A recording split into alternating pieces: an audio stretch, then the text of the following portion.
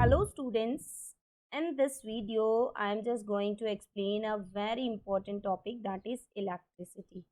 वैसे तो सबको पता है कि इलेक्ट्रिसिटी क्या है, एवरीडे हम लाइफ में यूज़ करते हैं इलेक्ट्रिसिटी। इलेक्ट्रिसिटी एक टाइप से हमारे लाइफ का एक हिस्सा बन गया है, तो उस इलेक्ट्रिसिटी को मैं डिफ़ाइन कर रही हूँ कि वो इलेक्ट्रिसिटी क्या है।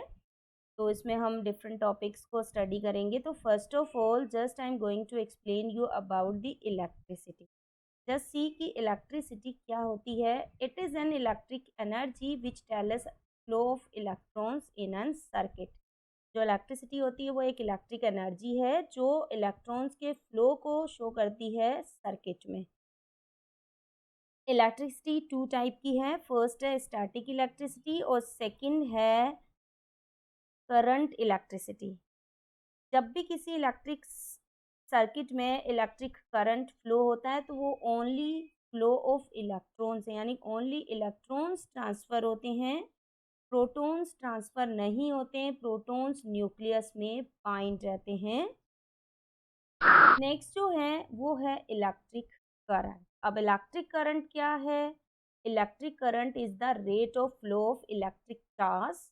मीन्स जो इलेक्ट्रिक चार्ज होता है उसके फ्लो का रेट इलेक्ट्रिक करंट होता है और इसको हम डिनोट करते हैं आई से।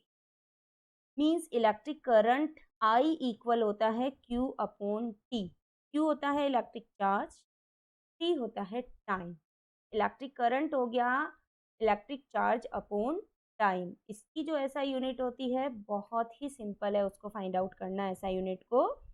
जो इलेक्ट्रिक करंट होता है उसकी ऐसा यूनिट हम लिखेंगे तो इसके लिए जो इलेक्ट्रिक चार्ज है उसकी ऐसा यूनिट है कूलॉम और टाइम की ऐसा यूनिट होती है second. It's mean electric current की जो ऐसा यूनिट हो जाएगी वो हो जाएगी कूलॉम पर सेकंड और उसी को हम बोलते हैं ampere.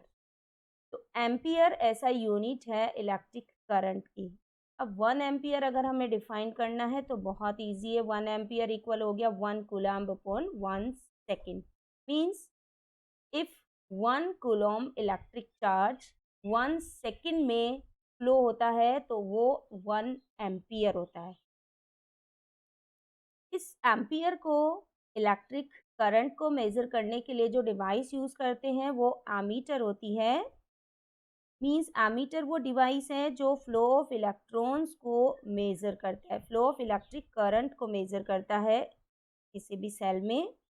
Electrons flow from the negative terminal to the positive terminal. Electrons always negative terminal से पॉजिटिव टर्मिनल की ओर फ्लो होते हैं और जो इलेक्ट्रिक करंट फ्लो होता है वो ऑलवेज पॉजिटिव टर्मिनल से नेगेटिव टर्मिनल की ओर फ्लो होता है। तो this is called the conventional current.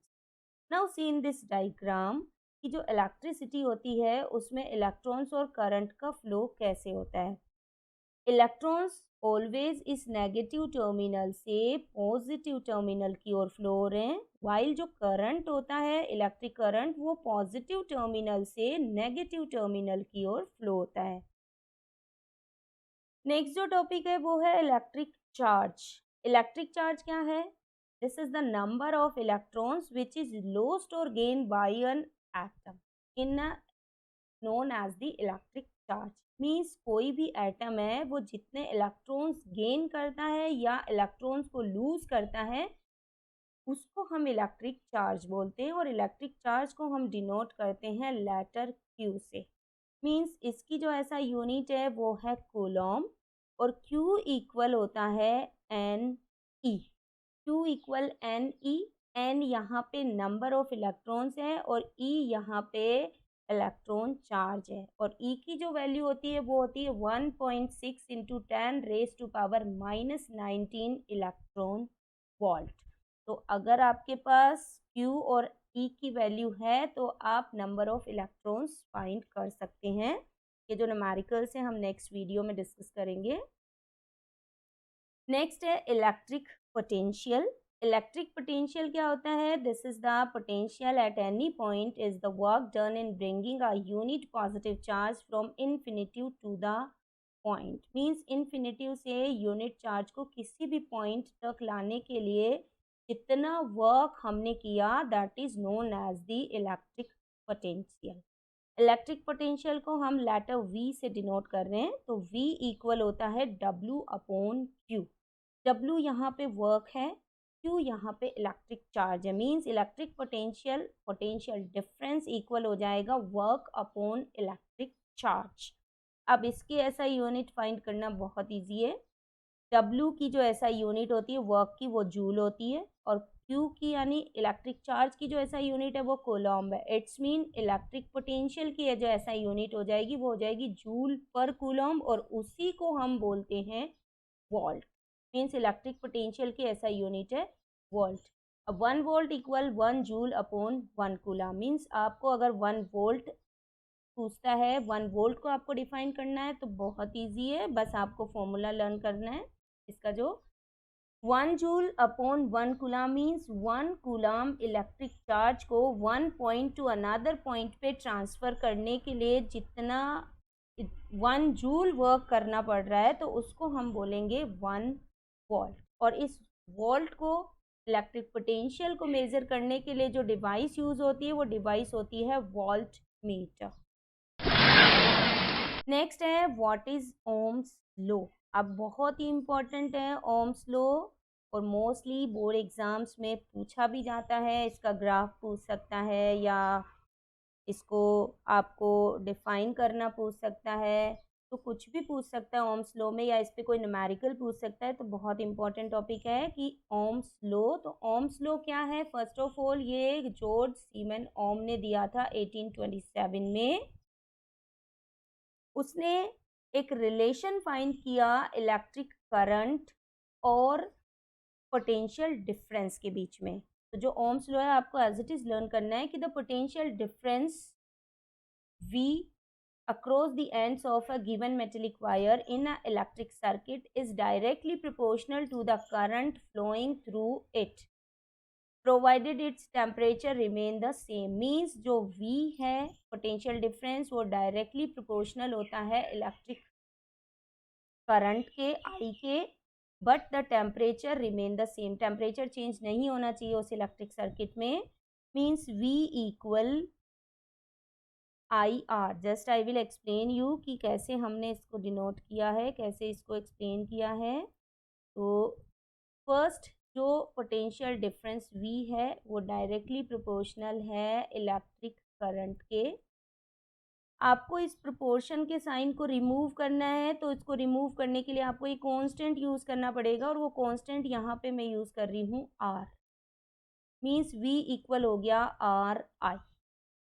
R equal, आपको R को इधर लाना है, V को उस साइड ले जाना है, तो R इक्वल हो जाएगा V, ये I नीचे आ जाएगा और R इक्वल हो गया V upon I। Means R resistance है R, और अब आपको R की ऐसा यूनिट फाइंड करनी है जो बहुत इजी है। कैसे फाइंड करेंगे? V की जो ऐसा यूनिट होती है वो वोल्ट होती है, और I की जो ऐसा यूनिट होती है वो एम्पियर होती है। मीन्स R की जो ऐसा यूनिट हो गई वो वोल्ट पर एम्पियर, और इस वोल्ट पर एम्पियर को ही हम बोलते हैं ओम। और इसको हम किससे डिनोट कर रहे हैं? इसको हम डिनोट कर रहे हैं इस सिंबल से।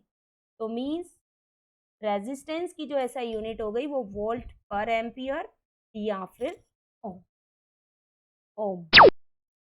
नेक्स्ट आता है रेजिस्टेंस। अब ये रेजिस्टेंस क्या है? Resistance is a property of a conductor to resist the flow of electric charges through it.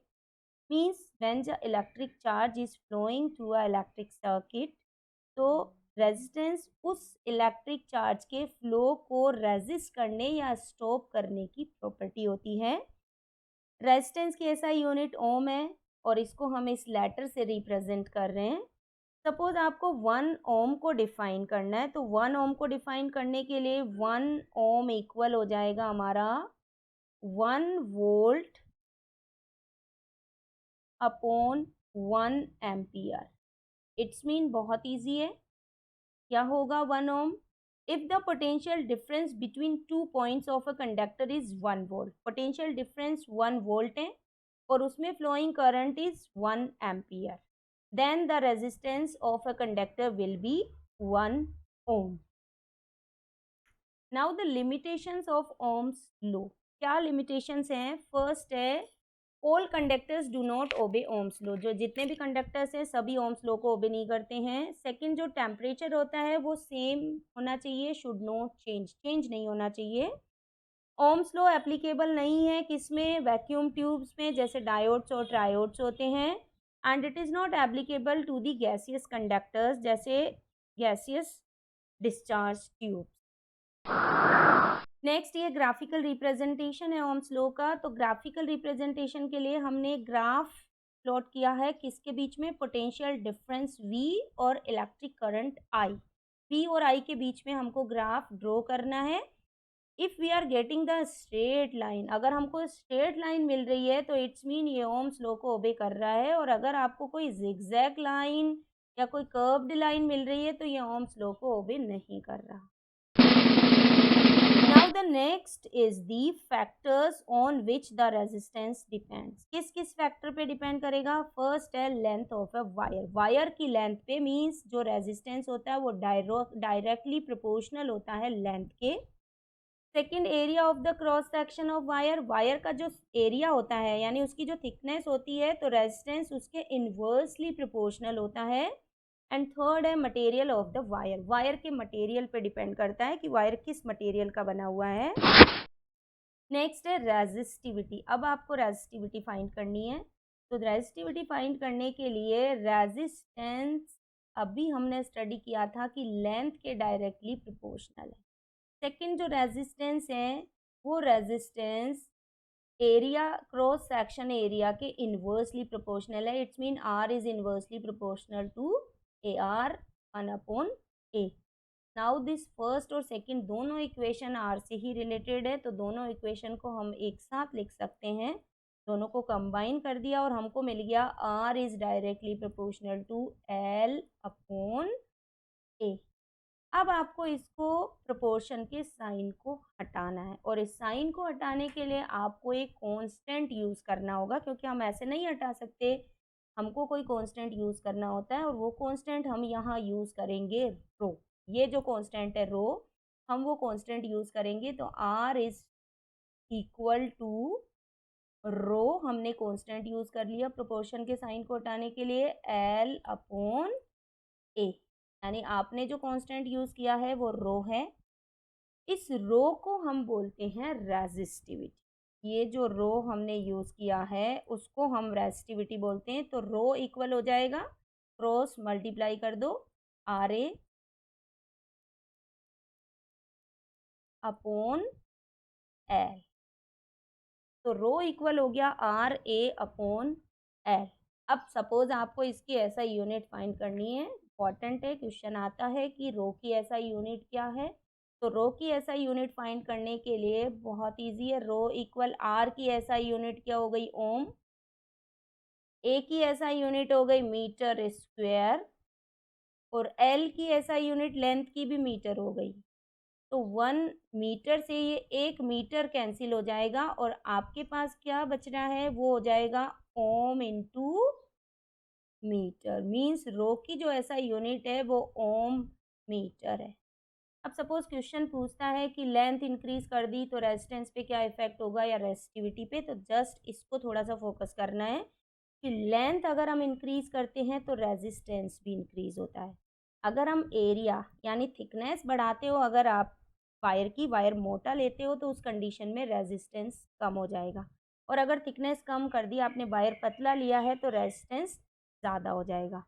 अब जस्ट अपोजिट होगा कि अगर अपन रो की बात करें रेजिस्टिविटी की, तो रेजिस्टिविटी की बात करें तो अगर आप एरिया बढ़ा रहे हो यानी थिकनेस बढ़ा रहे हो वायर की तो रेजिस्टिविटी इंक्रीज होगी.